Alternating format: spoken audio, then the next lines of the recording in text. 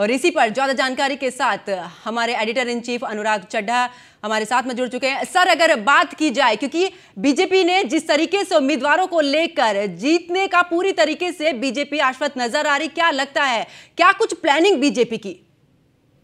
देखिए पंकज, एक अंग्रेजी की कहावत है ट्रबल वाटर टेस्ट। दरअसल भारतीय जनता पार्टी ने जो लखनऊ की जो आखिरी राज्यसभा सीट थी संजय सेठ पर जिसको उतारा था, उसमें भारतीय जनता पार्टी को शुरुआत में तो नहीं लग रहा था कि संजय सेठ जीत पाएंगे, लेकिन एक ट्रबल वाटर टेस्ट के जरिए कहीं ना कहीं भारतीय जनता पार्टी ने लखनऊ की उस जमीन पर पानी निकाल लिया जहां पर उसको उम्मीद कम थी। और मैं कहना चाहूंगा कि जो समाजवादी पार्टी में ये जो क्रॉस वोटिंग हुई है, ये क्रॉस वोटिंग अचानक नहीं हुई है। इसके लिए बाकायदा जो उत्तर प्रदेश के मुख्यमंत्री योगी आदित्यनाथ हैं, उनकी एक बहुत बड़ी रणनीति थी। अब आप समझिए कि रणनीति क्या थी। जो भारतीय जनता पार्टी है वो हमेशा फॉरवर्ड प्लानिंग की तरफ चलती है, जबकि जो बाकी विपक्षी पार्टियां हैं, बसपा, सपा या कांग्रेस, वो लोग चुनाव के वक्त ही एक्टिव होते हैं, या यूं कहे कि जब कोई बड़ा इवेंट होने वाला होता है उस वक्त वो लोग एक्टिव होते हैं। लेकिन भारतीय जनता पार्टी को ये बात मालूम होती है कि आगे आने वाला कौन सा इवेंट है, कौन सा चुनाव है, छोटा चुनाव हो या बड़ा चुनाव हो, भारतीय जनता पार्टी की कोशिश रहती है कि हर चुनाव में चुनौती दें और कैसे भी करके जीत के फैक्टर पर खड़े उतरें। तो देखिए, ये जितने भी विधायक हैं, मैं अच्छी तरह से जानता हूं ये इन तमाम विधायकों को, और लगातार सीएम योगी इन विधायकों से मिलते रहे हैं। और जब आप किसी से मिलेंगे, उसका विश्वास जीतेंगे, उनके जो क्षेत्र के कामकाज होते थे वो लगातार सीएम योगी उनके काम करते थे। और लगातार जब कोई मुख्यमंत्री किसी विधायक के टच में रहता है, और जब वक्त आता है और वक्त आने पर अगर मुख्यमंत्री किसी को कोई काम बता दे विधायक को, तो ऐसा कभी नहीं होता कि चाहे कोई दूसरी पार्टी का विधायक हो तो वो वक्त पर काम ना आए।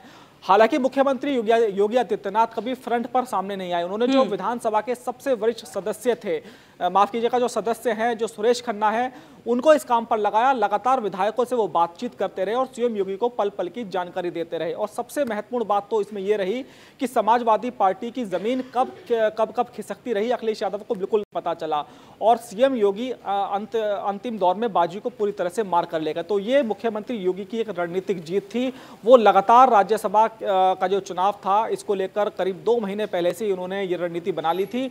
और ये भी बात मालूम होनी चाहिए हमारे दर्शकों को कि जो समाजवादी पार्टी के विधायकों ने क्रॉस वोटिंग की है, आखिर उसकी वजह क्या है। देखिए, कोई भी राजा है, अगर उसका जो नीचे के लोग दुखी उससे होते हैं, तो जो दूसरे लोग हैं वो कहीं ना कहीं संभावनाओं को तलाश कर लेते हैं। तो मुख्यमंत्री योगी आदित्यनाथ इस बात को जानते थे कि ये जो बाकी विधायक है समाजवादी पार्टी के, वो लगातार अखिलेश यादव से दुखी रहते थे और उनको समाजवादी पार्टी में वो कुछ नहीं मिल पा रहा था जो उनकी चाहत थी। तो कहीं ना कहीं मुख्यमंत्री योगी आदित्यनाथ ने उनकी नब्ज को टटोला, और जब वक्त आया तो जो विधानसभा के सबसे वरिष्ठ सदस्य हैं सुरेश खन्ना, उनके जरिए ये मैसेज दे दिया कि भारतीय जनता पार्टी को इस सीट के लिए आपकी जरूरत है और आप हमारी जरूरत पूरा करिए, और भविष्य में भारतीय जनता पार्टी आपके साथ रहेगी।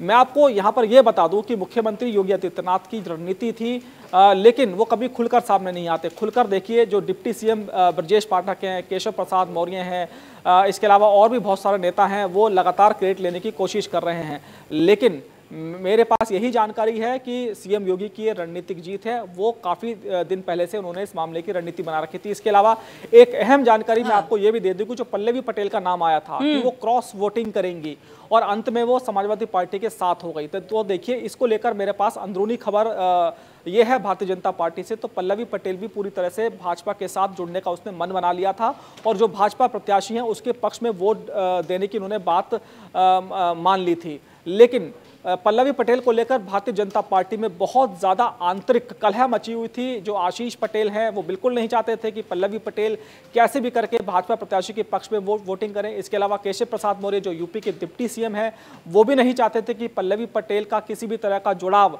भारतीय जनता पार्टी के साथ हो। तो जो अंदर की सूचनाएं थी वो कहीं ना कहीं प्रोफेसर रामगोपाल को बता दी गई कि पल्लवी पटेल क्रॉस वोटिंग कर सकती हैं। प्रोफेसर रामगोपाल ने अखिलेश यादव को बताया, और फिर अखिलेश यादव ने पल्लवी पटेल से बात की, उनको कहीं ना कहीं इमोशनल उनसे बातें की।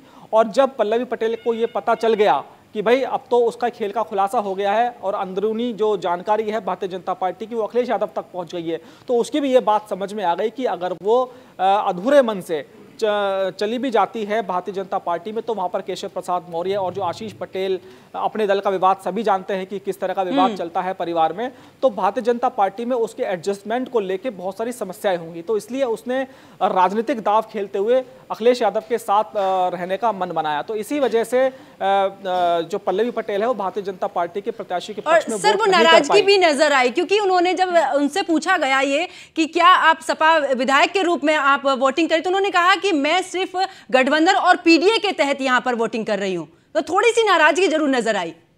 बिल्कुल नाराजगी वाली बात अलग है, लेकिन जो मैंने आपसे बात बताई पंकज की जो आंतरिक कलह थी भारतीय जनता पार्टी के अंदर, उसकी वजह से पल्लवी पटेल भारतीय जनता पार्टी के प्रत्याशी के पक्ष में वोट नहीं कर पाई। बिल्कुल सर, अगर देखा जाए क्योंकि लोकसभा चुनाव भी जल्दी होने ही वाले हैं, अब ऐसे में राज्यसभा चुनाव जिस तरीके से हो रहे हैं और इस दौरान क्रॉस वोटिंग लगातार हुई है और फेरबदल जो नजर आ रहा है, क्या लगता है कि क्या सेमीफाइनल इस दौरान देखा जाए लोकसभा चुनाव को देखते हुए राज्यसभा चुनाव?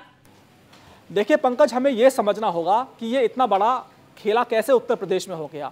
अखिलेश यादव का कल मैं बयान सुन रहा था, वो बहुत कॉन्फिडेंट लग रहे थे। उनका ये कहना था कि जो समाजवादी पार्टी के विधायक हैं पूरी तरह से उनके साथ हैं, लेकिन जो रणनीति थी भाजपा की वो उनको पता नहीं लगा कब उनके पैरों के नीचे जमीन कमजोर होती जा रही है। समाजवादी पार्टी की जो जमीन है उसके नीचे दीमक लग चुकी है, वो इस बात का अंदाजा नहीं लगा पाए और इसी वजह से वो लगातार कॉन्फिडेंट थे कि कोई भी क्रॉस वोटिंग नहीं होगी। लेकिन भारतीय जनता पार्टी ने क्रॉस वोटिंग करा दी और अब वो अखिलेश यादव आज पूरी तरह से वो डिफेंसिव नजर आ रहे हैं। उनका ये कहना है कि दिल्ली से फोन आ गया तो भला कौन विधायक मना कर देगा। तो यहाँ पर आप देखिए कि अपना जो परिवार है वो उनसे नहीं संभल रहा, ये बिल्कुल बात तय है।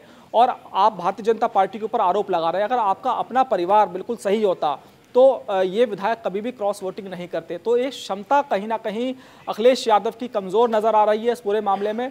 और अगर आप देखिए, दूसरी बात मैं यहाँ पर यह भी कहूँगा पंकज की जो विधायक हैं उनको संघर्ष करते हुए बहुत साल हो गया। मनोज पांडे हैं, वो समाजवादी पार्टी में बहुत पुराने हैं, मुलायम सिंह यादव के बहुत वो करीबी थे और मनोज पांडे की रायबरेली में जो हैसियत है वो मैंने देखी है। जब सोनिया गांधी वहाँ से चुनाव लड़ती थी तो प्रियंका गांधी उनके घर पहुँच जाती थी और वो कहती थी कि भाई मनोज जी अगर आप हमारे खिलाफ चले गए तो ये सीट हम फंस जाएगी। तो आप देखिए प्रियंका गांधी, राहुल गांधी खुद मनोज पांडे के टच में रहते थे। तो ये मैंने मनोज पांडे का वहाँ पर जलवा देखा है। लेकिन समाजवादी पार्टी में आने के बाद जो समाजवादी पार्टी में लगातार उनका जो चाह रहे थे उनको वो नहीं मिल रहा था, तो इसलिए कहीं ना कहीं उनके अंदर भी कसक थी कि जैसे ही मौका मिलेगा वो यहाँ से खिसक लेंगे। तो अब मैं ये भी कहना चाहूँगा, जो विपक्ष के नेता हैं वो बात करते हैं प्रधानमंत्री नरेंद्र मोदी से लड़ने की, और भारतीय जनता पार्टी जो इस वक्त देश की सबसे बड़ी पार्टी है, सबसे ज़्यादा सदस्य उसके हैं, उससे लड़ने की बात करते हैं, लेकिन उन लोगों से अपनी पार्टी नहीं संभलती। ये हाल अखिलेश यादव का उत्तर प्रदेश में हो गया और अब आप देखिए हिमाचल में कांग्रेस की वहाँ सरकार है, प्रचंड बहुमत की सरकार है, 40 के आसपास कांग्रेस की वहाँ पर विधायक है, लेकिन वहाँ पर ही 10 विधायकों ने क्रॉस वोटिंग कांग्रेस के खिलाफ कर दी। तो अब आप देखिए कि इन लोगों से अपना घर नहीं संभल रहा है, अपने विधायकों को ये लोग बचा नहीं पा रहे हैं, भारतीय जनता पार्टी पर आरोप लगाते हैं। ये बात सही है कि देखिए जीत के लिए भारतीय जनता पार्टी हर वो कोशिश करती है जो उसको करनी चाहिए। राजनीति का नाम के बारे में कहा जाता है कि राजनीति में साम दाम दंड भेद ये पॉलिसी चलती है। तो अगर भारतीय जनता पार्टी इस पॉलिसी पर काम कर रही है तो विपक्ष को भी इस पॉलिसी पर काम करना चाहिए। तो ये समस्या विपक्ष के साथ सबसे बड़ी ये है कि जैसे जैसे चुनाव आते हैं तो उस ऐसे में कम से कम जो अपनी पार्टी के लोग हैं उनको संभाल कर उनको रखना चाहिए, वरना और बिल्कुल ये संभाल कर नहीं रखने का नतीजा है सर कि आज ये क्रॉस वोटिंग हुई है। बहुत बहुत शुक्रिया सर हमारे साथ जुड़ने के लिए और इतनी जानकारी देने के लिए।